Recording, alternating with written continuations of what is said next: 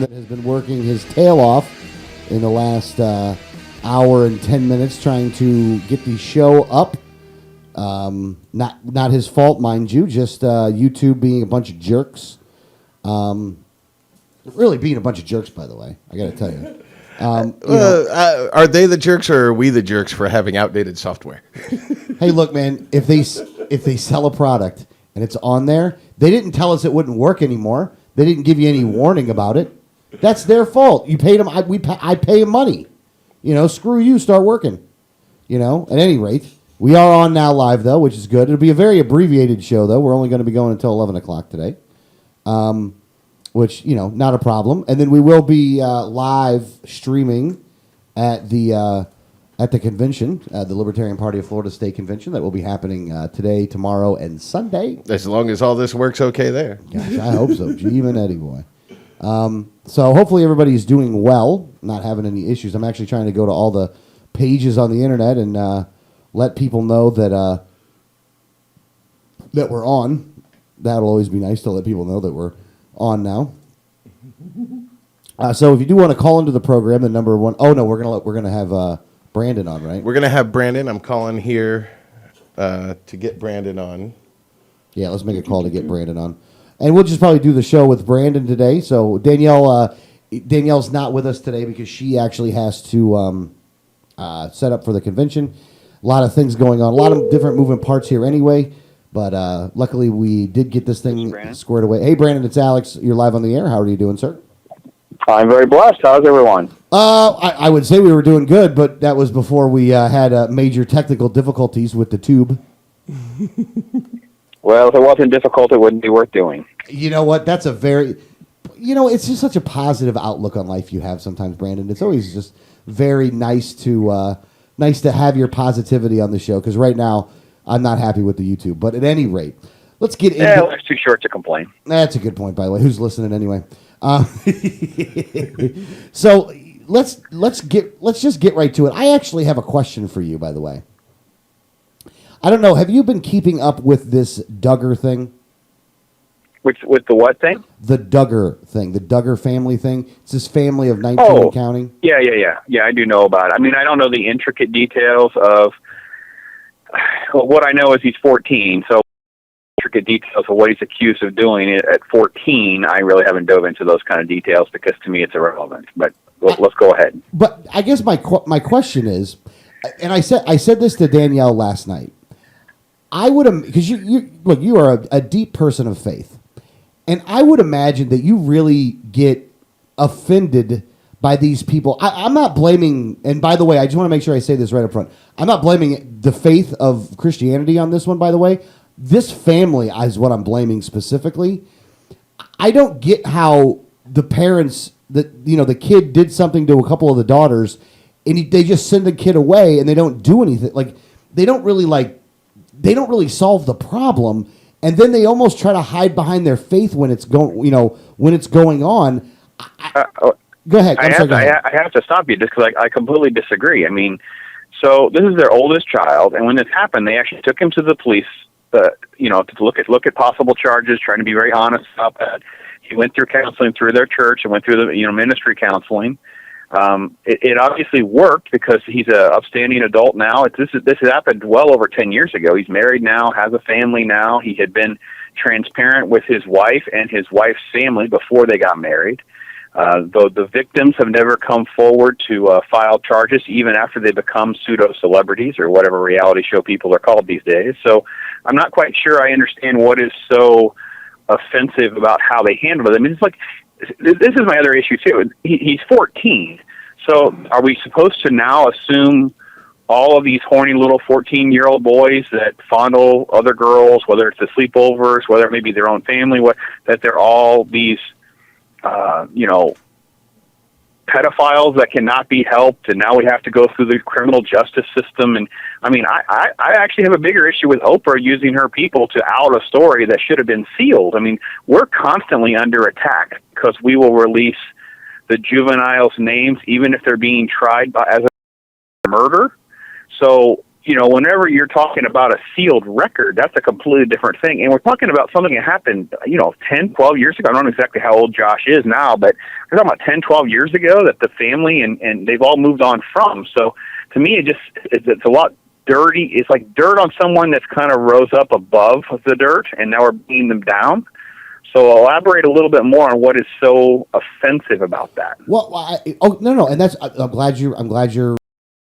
I'm not glad you're on the other side of this, but look, from my understanding, and again, I am. This thing didn't even hit my radar until like 48 hours ago at best. But from my understanding of the situation, the kid did it with multiple different women or little girls at multiple times, like over and over again. Like it wasn't just a one-time thing; it was done multiple times. And look, they went to the police. Why wasn't somebody charged at that point, though? I don't understand why. Look, if you go to the police and say that you committed a crime, the police are supposed to do something at that point. Why wasn't anything done to the person at the time? I mean, you're right. Look, it's 10 years later. People are just finding out about this stuff. But, like, this person is going, and this is the one part I think that probably offends me the most. This person's going out that the same gentleman went out there and said he equated being gay to basically being a child molester, and this guy's throwing stones in a glass house. I think my biggest problem is when you come out and be so adamant against somebody else and try to equate one thing to another when those two things actually don't have an equation, but you're the one kind of has the skeletons in your closet that you have. I think that's where I get my problem, though.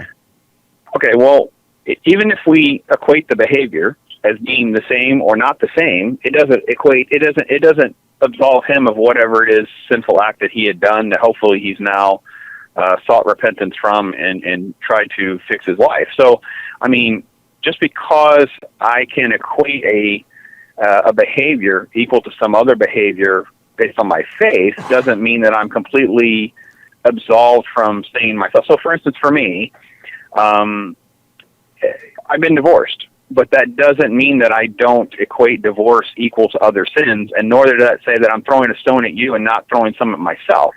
I've moved on. I've repented. I realize, trust me, I'm harder on myself about this because I don't feel worthy sometimes to even speak on certain things of faith because of my past before I really found Jesus Christ and started to live right. So I understand what you're saying, but I think this is part of the problem with people of faith. It's like because we're sinners, because we have our own baggage, therefore not allowed to speak out on what we view as sin. And even if that is stuff that happened when we weren't living right or mistakes that he made. I mean, Christians make mistakes all the time. We're our own worst enemies most of the time. And I don't know that just because he said gay marriage is the same as pedophile. And I think what he may have been trying to say, or what I would say, is we're talking about behavior. I don't really care whether or not someone's born gay or whether or not they just think they're gay or sociology made them gay.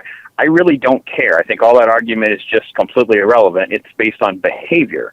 And if someone's faith says that behavior is sin, the same as a pedophile's behavior would be sin, an alcoholic's behavior could become sin, gamblers could become sin, just blaspheming God can become sin. So sin is sin in the eyes of God. And that if we've almost tried to spend too much time in Christianity trying to create a hierarchy, buying into the same system as what our government's justice system has done, like certain sins are worse than others, when in fact reality, sin is sin. They're all the same. It doesn't make a difference. And I think C.S. Lewis said that best, whether it is a hand of cards or murder, it's all the same. And I think that's a very powerful thing that Christians can't live by, let alone preach on.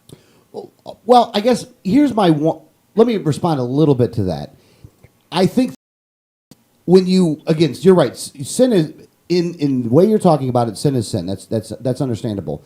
I think my issue here is when someone tries to, like, the gentleman himself was equating one to the other, though, and I know that you're like, well, it's a blanket. All of them are like that. But the point he was trying to get, or I hate to say subliminal message because that's not the right thing to say, but he was trying to make a correlation that if you were thinking one, then obviously they're doing the other, where I don't know if they should be. You shouldn't make that link right there.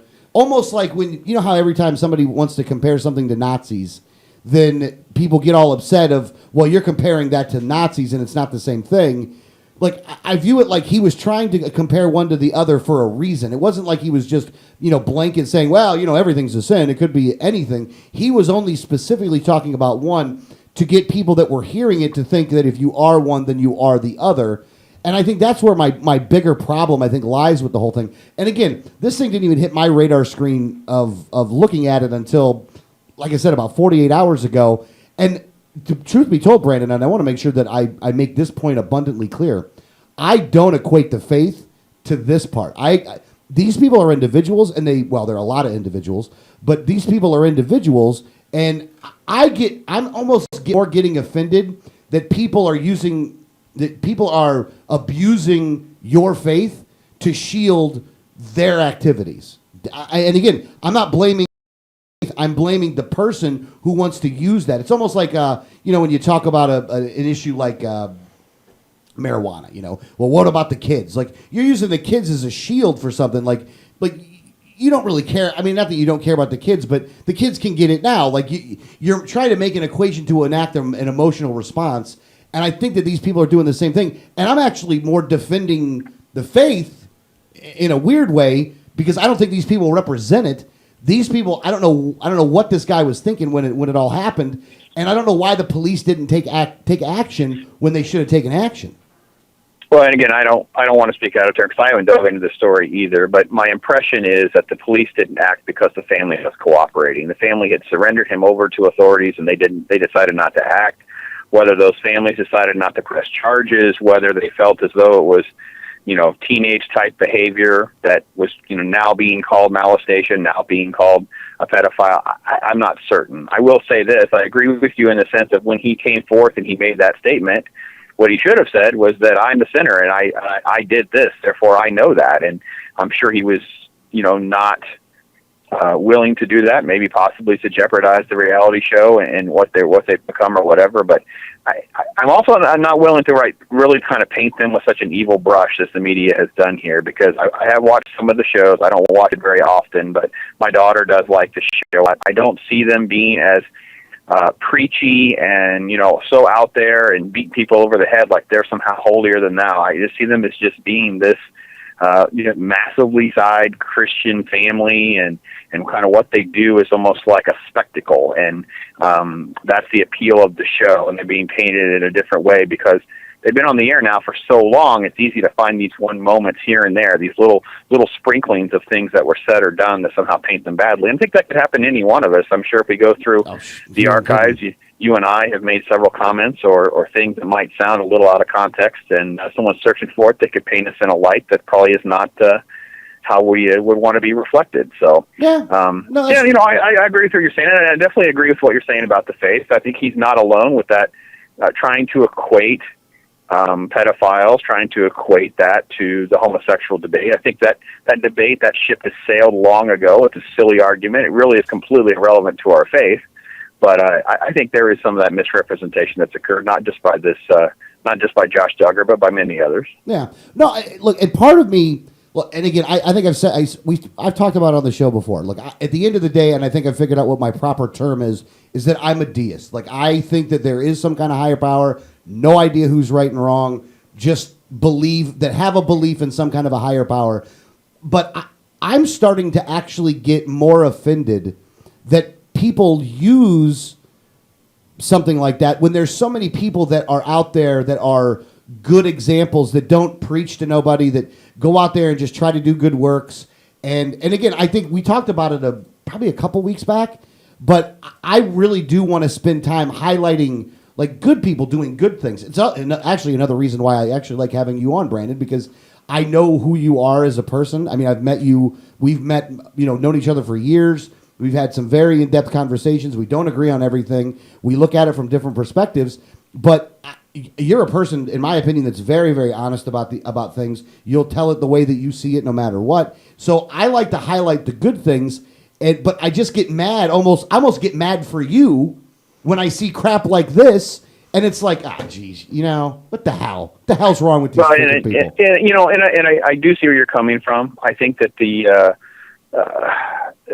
whenever we have the mega church pastors and we have some of that speak out on our behalf, when they start making, condemnation of other people and those kinds of things, those are usually more offensive than this silly reality show situation. So I totally understand what you're saying. I appreciate the kind words.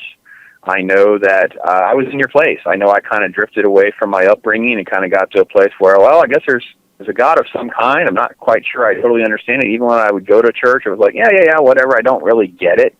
And I don't know, I can't even explain to you why things fell into place and why things clicked for me the way they did, because now I feel that there will be a day of judgment, and I'm accountable to that day of judgment for whatever my actions and behaviors have been. So I've had to seek out, what that really means. What are the rules? How am I going to be judged? Because that kind of meant a lot, and eternal life means a lot. So, hey man, I feel you, brother. We're in the road. We're on this boat together in so many ways. No, absolutely. And the other thing is that in doing, boy, this is going to get deep. This is going to get really deep right now. Being involved in the politics of all of this stuff, the one thing that I never thought of, and I would say probably never thought of until more recently, I definitely started more right wing than left wing. And what has happened is I have gone from being not left wing more on some issues, but then right wing on some other issues too. And let me give you an example of what I mean by this. I think very much so, and again, I'm not a person that goes to church or does any of those things, but I do think that in society that faith and religion and things like that can play a very positive role, can play a very needed role in society. I think that when it comes to taking care of those that are less fortunate, then when it comes to being a good example for people, when it comes to a lot of things like that, I think that religion plays a role in that the government shouldn't play. I think the church and religion should play a bigger role in that. But it's all about voluntary association. It's all about, it's not, the government's not endorsing any of it, but if somebody's out there and they have a calling to help those that are less fortunate, then some people utilize the church to do that. Some people will go with totally, not agnostic means for it. Secular. Secular. Thank you. Secular means in which to do it. So but in all at the same time, though, I think that as a society, we do have a responsibility to take care of those people that are less fortunate. So that's like the kind of the inner tree hugger or the inner bleeding heart in me is like, well, we do have a responsibility to take care of these people. However, that responsibility is nothing that you can force upon anybody else. That it's a societal thing that's done through voluntary association. And that's how you make the world a better place. And it's handled at a local level, and it's done via, either soup kitchens or even like with this whole Medicaid thing. God, I can't believe I'm getting all the way to Medicaid from something like this. But I look at it and I'm like, you got to be kidding me. Like, why can't people just handle it locally? And they were. All these poverty rates were going down and all this other stuff was getting better. And then they instituted all the problems or instituted all the quote-unquote solutions that the government had, and it screwed things up. I mean, if you want to talk about what has really screwed the black community up when it comes to, I can't believe I'm getting to the black community on this.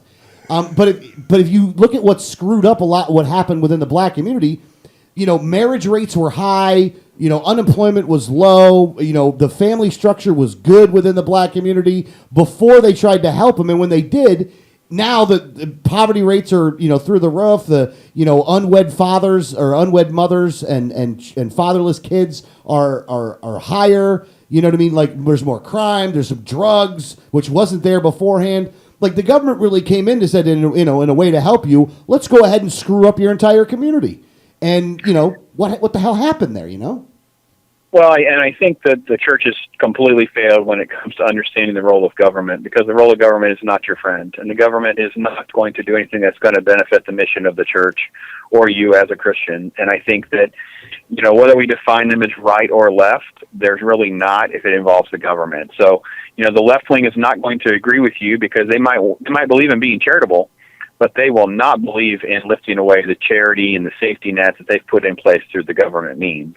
We have several examples through history where some of the best charitable organizations came through Christian and religious backgrounds, and the government has done nothing but undermine those. The biblical model of the family is probably the most important thing that is from page one is instituting the importance of the family. And yet the government is doing its best to make sure that there are less benefits for getting married, less benefits for having a well-planned family structure and family that you can take care of. And of course, the government is making it easier to not take responsibility for your own actions. And many of these things are very anti-scriptural. And I think that the church in the last 40 years has glommed on to the right wing because of the far left's take on God, the far left's take on abortion, the far left's take on the family structure. So the pendulum swings. So people don't even realize how obedient they're being to the government, which is a problem, as they go through this narrative, because the alternative is so extreme. When you have Wasserman Schultz basically, saying abortion anytime, whenever she's being called out on, aborting a 7-pound child is okay. She's going to say, well, it's between the person and the doctor. That's pretty insane. And I don't think she's in the mainstream mindset. That's the whole Kermit Gosnell murder trial, was that he was, murdering these babies. So the pendulum doesn't give you much an alternative when that's the alternative from the right wing. And the libertarians have to know that if they want to carve out a niche, they kind of have to find that way of arguing to protect the church. It's not about issue by issue. I think the issue that will be most successful is, I believe in organizing the government in a way that will protect your church, protect your faith. You can live and worship as you see fit.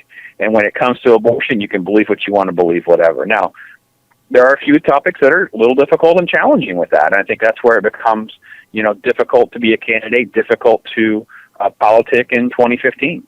Well, no, I completely agree with you, and I do think that you have. You're right. It's tough. I mean, I can remember that there were people that when I was running for office, threw my card back in my face when I answered one question the way that they didn't like it, and a lot of them had to do with either gay marriage or abortion, was the two issues that were the big ones. And I do think that we have to do a better job of almost like libertarianism is kind of like trying to be a very even traffic cop when it comes to how the government should deal with you. Is that, and again, libertarians believe in a constitution, at least as a political party do. I know that libertarianism can wide range all the way to anarchism to not anarchism. But I think that what we want is a government that's there, that's going to protect your life, liberty, and property. And that's it. It's not that I'm going to prop up your life, liberty, and property. We're here to protect it. So if anybody tries to steal it from you, if anybody tries to commit fraud against you, if anybody tries to force something from you, the government's there to protect your rights in order to defend yourself. And I talked about this on an interview yesterday. Too many people view the government as, well, I'm going to make a special protection for me. And this isn't just for people of faith. This actually is across the board. Probably it's left, right, up, down. I want to protect my little portion of it to be able to maintain, what's that? Man, I can't believe I can't remember that word again. Consistency and like stabilizing my business model, for lack of a better term. I know that's a weird way of saying it, but that the government's there to stabilize my business model when it's never there to do that. It's there to just protect your rights. But, if the market changes, then you might be screwed out. You might be out of luck. Look, the guy that was selling horses when they made the car couldn't make a law saying you can't make horses or you can't make cars to protect his horse business. You know what I mean? Like, you can't do that. And the government's not there to do that. I mean, look, if we had the same regulatory structure when Henry Ford was making the automobile, I guarantee you some of us would still be riding horses. Like, we would still have horses. There would be a horse lobby, for Pete's sake.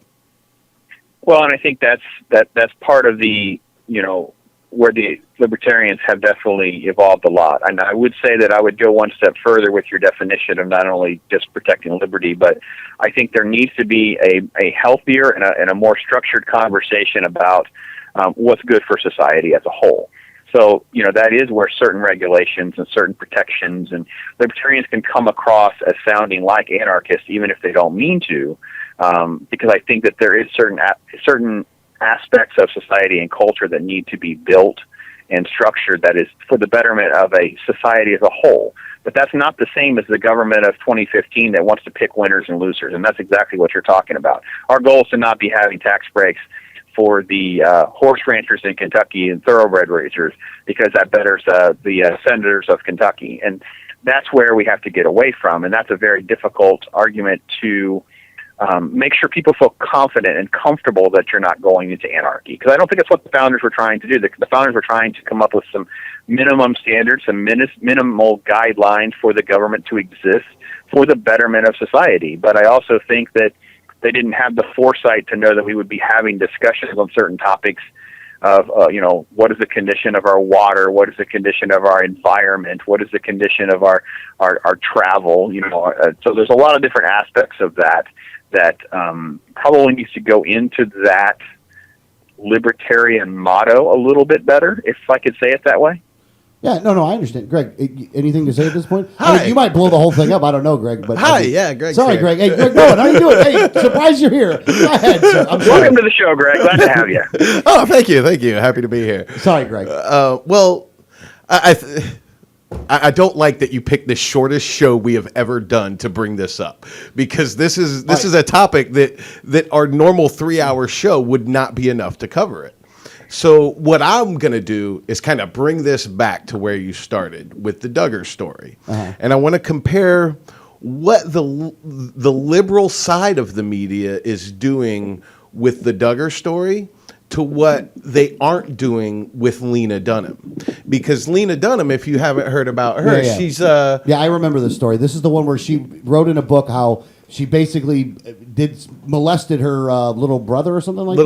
Little sister. So whereas she is being propped up as this kind of hero and not at all being criticized for this from the liberal side of the media, whereas that same liberal side of the media is just crucifying this Duggar boy.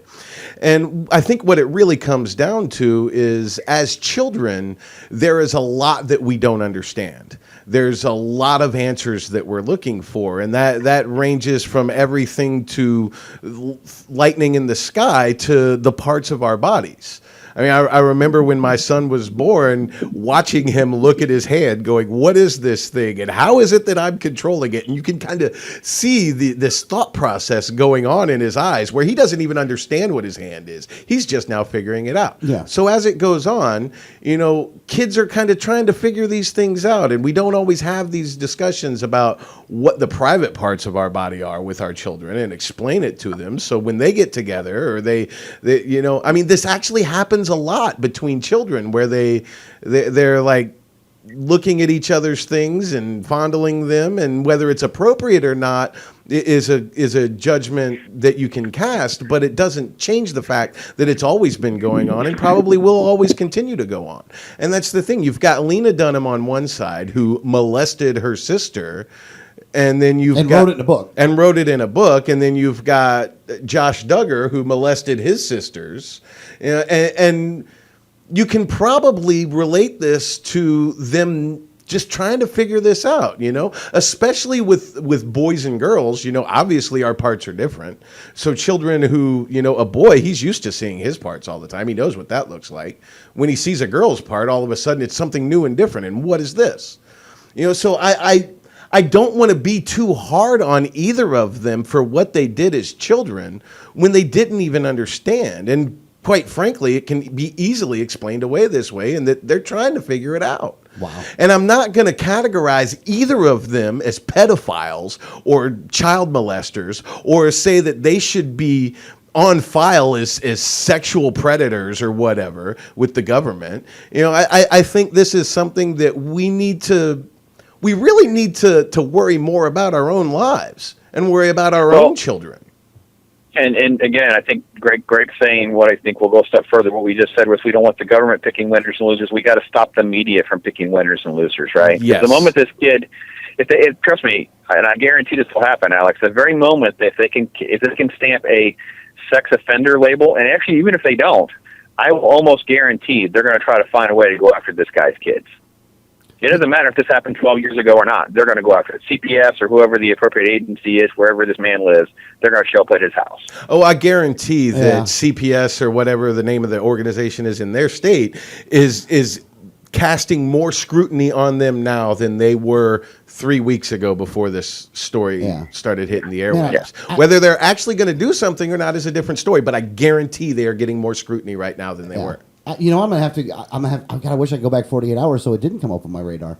Like it so irks me that it even came up on my radar. I was even mad and offended even at that point. I'll have to. I'm gonna have to go back and relook at it though, and kind of relook at my position on this one. You guys have really kind of adjusted my thinking here, and I do appreciate that. By the way, it's always nice to be pleasantly surprised with that. So, all right. Well, I've always said that I have an issue with the sexual offender label and how they handle pedophile and things of that nature. And I think that, when we first heard many of these terms, many of us thought of the adult male and the really small child. And now we have how many millions of people probably in prison for being, the 18-year-old that was with the 14-year-old, and somebody in the family had an axe to grind. And now this kid's ruined for life because he was 18 and she was 14, 15, 16, 17, who knows. And I think this is kind of become another one of those government agencies. It's another one of these places where they can feel good about themselves, pat themselves on the back like they're creating safety for us, and at the same time making a ton of cash, cashing in for lawyers, etc. Yeah. Okay. Yeah. Exactly. And to myself, I think that to some degree, the perpetuation of this story is clickbait. This is getting. Oh, absolutely. Bleed to read. I think they got me. I think they may have got me then. Yeah, I mean, they are absolutely using this to, just to draw attention. This media outlet is going to make a big deal out of this story to draw attention to it, to get people to click on it, so they have more views, so they can sell more advertising. And it really doesn't come down to, providing any kind of journalistic integrity or service to the people they're trying to provide a service to. I mean, whose lives are better today for knowing that Josh Duggar molested his sisters when he was 14? Whose lives are better today for knowing that Lena Dunham, molested her sister when she was 7 or whatever? I mean, how does this affect anybody's lives for better or for worse, on a grand scale or a small scale? I was lucky really enough that I didn't even know this show existed, and then 48 hours ago I found all this stuff out. Like, I was feeling good before, you know what I mean? I didn't need to know this. Like, I have to turn every I can't watch anything anymore. Like, I have to turn everything off. I don't know how in the hell I'm going to do this, but somehow I don't want to know about this stuff. I almost want to, any channel that has a reality show, like, I literally want to block them. Well, here's what you can do. You can go to the Global Dispatch, because our headline is about the fact that no one's reporting on Hillary Clinton's email scandals and investigations that are still going on, that has now gone a week without even making it to the 3 major networks. Yeah? Yeah, no. Continue with this one. So give us the latest update on that one. No, I just think that we kind of elaborated on a great Newsbusters post. Newsbusters has done a great job of kind of counting days of how long has NBC, ABC, and CBS gone without even mentioning that this investigation into Hillary's emails and servers and all this other stuff that ties to Benghazi and beyond. They've just kind of omitted the story now, and one of them is up to 11 or 12 days as of Wednesday. So, Duggars is a great distraction. Forget about politics for a minute. Forget about the gravity of the NSA spying bill that was going through. Forget about what the politicians may actually be voting on or saying, not only on a federal level, but in your local state. How many other bills and things were being moved around in the last 10 days that no one paid attention to because, the Duggars and formerly known as Bruce Jenner stole all the headlines and magazine covers. You know what? You got a point. You really do. And every once in a while they get me. I got to tell you, I'm not immune to this stuff. I get, like, you see something and you're like, what the hell was that? No one is immune for this. We have to understand that these people spend billions every year just trying to figure out how they can hook you better. Yeah. They spend billions trillions have been spent on this. Whether you want to call it propaganda, advertising, brainwashing, however you want to look at it, whatever noun you want to use to categorize it, they know how to control you. They know how to get your attention, keep your attention, and pull it away from whatever it was on. And they do this in many ways. Let me say that I do believe it is propaganda, only because now we're seeing, with the major sources of information through the internet, the government links to them, that if you're not playing by their rules, and if you're not, I don't want to say if you're not reporting the stories they want you to report, but in not so many words, that's what you're saying. If you're not giving them money, then you're not going to be held at the same level. You're not going to be given the opportunities to show the other news that's out there. Well, no, just to give you 2 examples of this that happened over the past 24 hours, and I just happen to, I every once in a while I try to go on to MSNBC, Fox News, and some of these other outlets just to kind of see what's going on, which is what got me into this problem to begin with. I was watching MSNBC, our Matthews show, and they're talking about third-party challengers, and they go down. Nobody that would be serious about a third-party challenger. Nobody. Like, they were talking about Mike Lee, and it was so stupid because Mike Lee is a diehard Republican. Again, Mike Lee's not a bad guy, mind you. I'm not saying Mike Lee's a bad guy, but he's a diehard Republican. He's not going anywhere. Meanwhile, a two-term governor that has hinted about actually going to be running for president again, that got 1 million votes the last time, that it will be on the ballot in at least 45, if not all 50 states. More than likely, the Libertarian Party will get ballot access in all 50 states this year. That a guy that will be on the ballot in all 50 states doesn't get a peep. Not a word, not a syllable, nothing. Just to show you how bankrupt MSNBC is, that's the thing right there. And they get no ratings. The only reason they make money is because they're on the cable news provider, or the cable boxes, and that the cable people have to pay them a portion of the monthly cost that they get in order to have them on there. That and the astronomical advertising from pharmaceutical companies, which is a whole different story. But then you go on O'Reilly's thing, just to go down the other side of this. The other side of this is that O'Reilly goes on the air and has the nerve to say that the newspaper that he gets on a daily basis provides more information than the internet. No BS, no getting around it. 80-year-old man talk, completely senile. Again, there is tons of trash on the internet, and I'll totally agree with that. There's tons of trash on the internet. But if you go to the newspaper that you are reading and go to their website, everything that was in that newspaper is on their page in some form or another. As a matter of fact, way more of it is on there because there's a bunch of stories that they didn't print that are on their news website.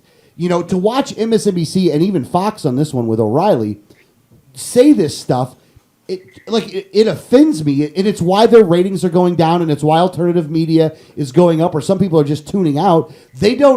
They get way more money than they rate to get. Like, they don't rate to get the kind of money that they're getting because the audience and the audience isn't there, but the advertisers keep giving them money because of also with the cable contracts that they have with the cable companies. So go ahead. Well, I was going to say, and the moment you hit print on a newspaper or magazine, it's now outdated. And the only thing that they're good for at this moment is whatever keepsake they can present. If they can put your picture and they can put something in a newspaper about you with a nice photo that you might actually keep, then you're going to go out and buy some papers. And once this baby boomer generation moves along, there's no print media left. I don't see how they can from my age group down, nobody cares about the newspapers. Most magazines they don't care about. I remember a couple of years ago, I got a call from a St. Pete Times salesperson trying to sell me on a subscription to the St. Pete Times. And I'm like, no, thank you. She goes, well, where do you get your news? I said, well, the internet. She goes, yeah, that's really hard for us to compete with. Well, I understand. You have a great day, and hung up. So even she's acknowledging, I envision her sitting there 8 hours a day calling people trying to sell newspaper subscriptions and failing miserably, spending her entire day being told, no, I use the internet. I don't know what you're still doing here. Would you like to sell me some, snake oil and some leeches in a covered wagon while you're at it?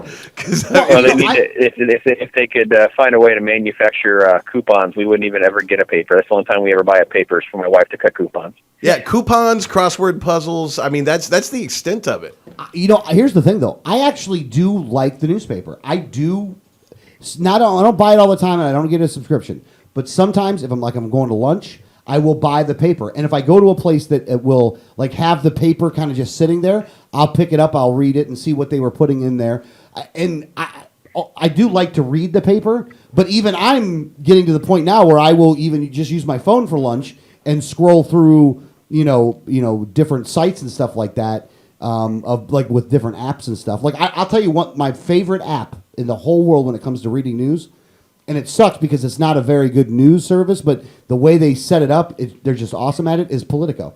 The Politico app that is on my phone probably gets as much reading as any other thing on my phone would get when it comes to reading news and stuff. I will sit there and just and click on the political thing. It's set up very nicely. I wish there was a libertarian version of that so I could get good news that way. But I actually use newspapers a lot. I don't buy them. I usually grab the free newspapers like the TBT or Creative Loafing or something. But here's a nice little life hack for you. I use papers all the time to clean glass because when cleaning windows or other glass surfaces, it works far better than paper towels, doesn't leave any streaks, and it doesn't leave any lint. Greg's Life Hacks, sponsored by the 1787 Radio Network. Yeah, I mean that's they line my bird cage very well too. Yeah, yeah. I mean they have purposes, but none of them are the information they provide. Yeah. Hey, Brandon, just out of curiosity here, because I know we kind of went on a way different subject than probably what you were even thinking about. What was going on this week in the media that you think that we really kind of missed or that needed to really kind of be looking at? Well, ISIS is continuing to do what ISIS has been doing. Everybody seems to forget about them for a week, and it's actually worse than we ever thought. They have even more of U.S. paid-for weapons and artillery. And the media, we published a report on the Council on Foreign Relations talking about, they don't want us all reporting on how good ISIS is doing, how successful they are, because they believe that's pro-ISIS propaganda. So that was a very interesting angle that's in the news as well. And I would not be remiss if I didn't close out our segment by pointing out that this week, officially, Godzilla became a citizen of Japan. So, there was a lot out there you might have missed. Oh, no, there go Tokyo. Godzilla. You are now a citizen. I can't even do a good Japanese accent. Godzilla. Now, hold on. The first thing was about ISIS. Yeah, because what they did was when they captured one of these cities, there was like 2,500 of our vehicles that they were able to grab at the same time. Like these guys literally do have like a couple battalions worth of equipment now. Yep. I mean, yeah, all sorts of Humvees. We obviously over the course of the time we've been covering this, we've seen videos of them getting their hands on the caches of weapons that we've dropped from the air. They've overtaken roadside convoys. They've commandeered all sorts of grenade launchers, all sorts of different material that we're paying for over there. And now you also have, this sort of Council on Foreign Relations, these groups, they put out magazines, they put out newsletters, they run their own websites, and they're basically telling you how, we shouldn't talk about how they're succeeding, how they've overtaken yet another city. Every week it's another city because that somehow is encouraging them, emboldening them, helping them. Well, maybe we should actually pay attention to what's actually happening in the details of that. We actually could stop them farming them. So, well, look, here's my other problem with what's going on over there and our own reaction to it. Like, supposedly, the Obama administration authorized airstrikes to take some of these guys out, right? And I'm not going to get into whether we should be airstriking them or not airstriking them. But I'm going to tell you, I don't think they're actually serious at all about airstriking them. If they can have a resort and that thing's not leveled yet, that's a problem. Like, if you literally have like a 5-star resort that's the ISIS resort, basically, and that's not leveled to the ground, we really got bigger issues than whether we can or cannot bomb anybody. And I know that our F-16s have, or our planes have missiles that are smart enough that they can actually blow something up. It's not like we're missing it all the time. We're not even going after it.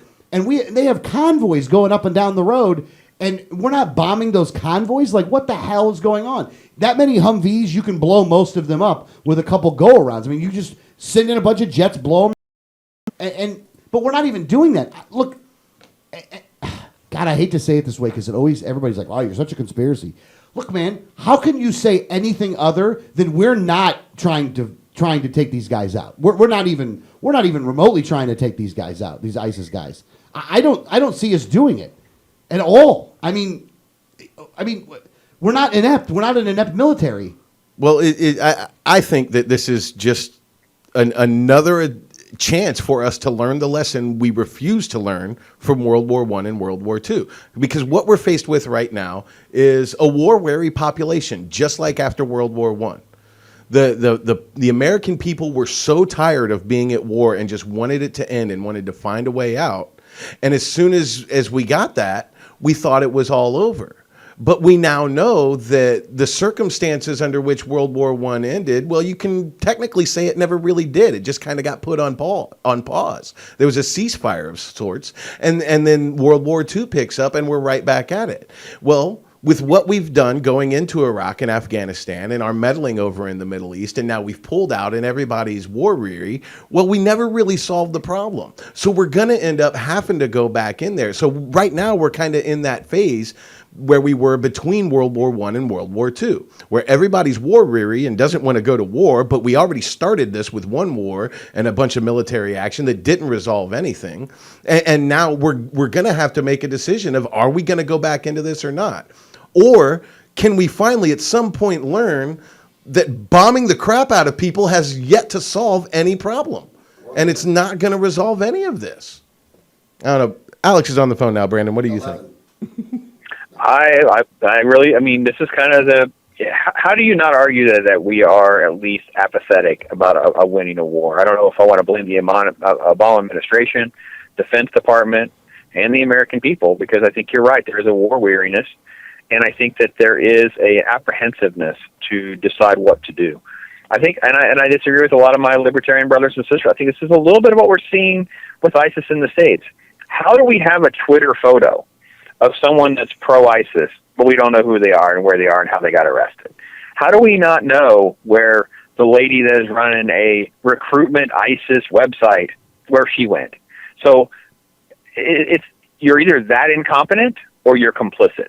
And that's what we've gotten to over the last few years. Or you've allowed it. At this point, that you cannot. You're complicit, that. Right? You're complicit with this happening because there's an upside to it. It grants you more power and authority.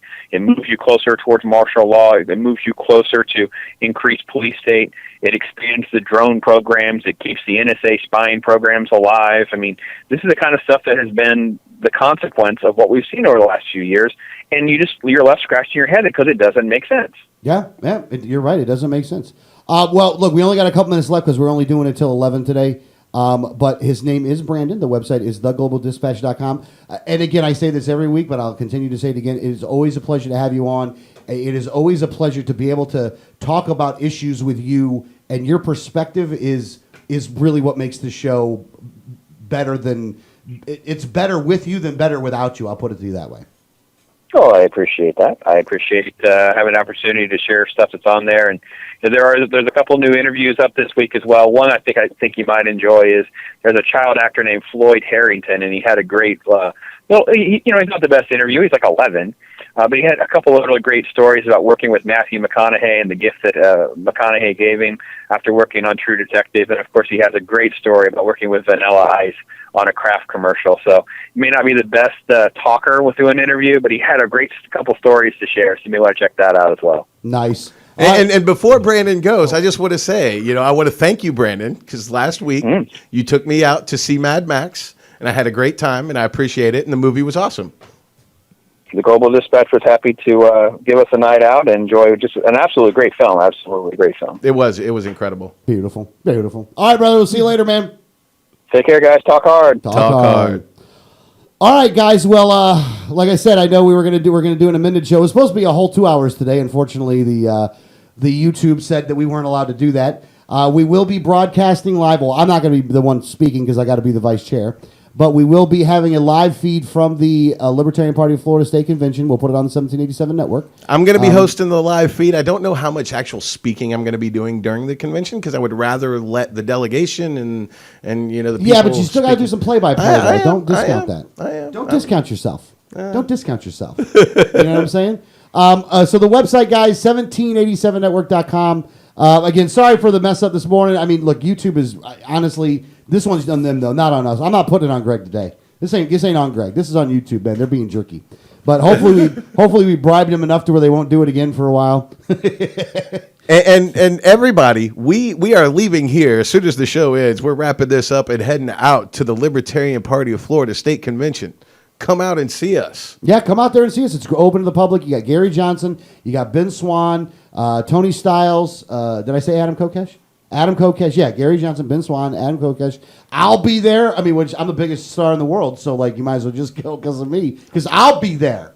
I'll be there. You can see me the whole time if you want to, man. You know what I'm saying? I'm there from the beginning to the end. I'm sure there's going to be fireworks on the floor. There's some contentious issues being put on the floor. And some not being put on the floor, which is creating points of contention itself. All kinds of stuff going on there, but we'll end up being better for it. So, all right, guys, you got music there or something? What's going on there? What's maybe. going on over there, Greg? What the hell are you doing, Greg? Damn it, Greg. I've been asking myself the same thing all day. All right, guys, we'll see you. We'll see you. Hopefully next week. We'll see you. We'll see you then. You listen to Liberty Underground.